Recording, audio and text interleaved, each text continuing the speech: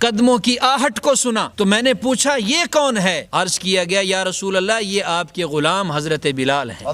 یعنی حضرت بلال رضی اللہ تعالیٰ عنہ کی قدموں کی آہٹ کو حضور نے جنت میں سنا۔ اچھا بلال اس وقت جنت میں تھے یا زمین پر تھے؟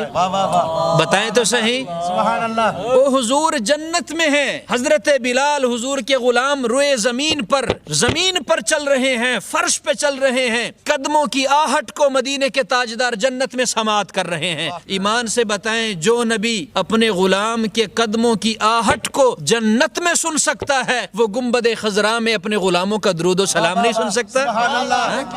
اللہ اکبر۔ حضور غلاموں کا درود و سلام جنت میں نہیں سن سکتے کہ وہ اپنے غلام کی قدموں کی آہٹ کو جنت میں سن رہے ہیں، وہ اپنے مزار میں اپنے غلاموں کا درود و سلام بھی سن سکتے ہیں۔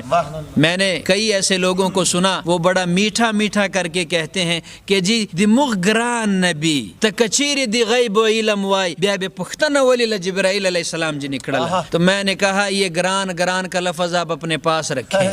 حضور کا حضرت جبریل امین سے پوچھنا یہ علم غیب کی نفی نہیں ہے، کیونکہ اللہ تعالیٰ تو جانتا ہے سب کچھ۔ پھر قرآن کی آیت ہے اللہ نے حضرت موسیٰ علیہ السلام سے کیوں پوچھا کہ تیرے ہاتھ میں کیا ہے؟ اللہ نے کیوں پوچھا کہ موسیٰ تیرے ہاتھ میں کیا ہے؟ وہ تو رب ہے، خالق ہے، مالک ہے، دیکھتا بھی ہے، سنتا بھی ہے، جانتا بھی ہے۔ پوچھنا اس بات کی نفی نہیں کہ وہ جانتا نہیں، حضرت جبریل امین تو بطور پروٹوکول ساتھ ہے۔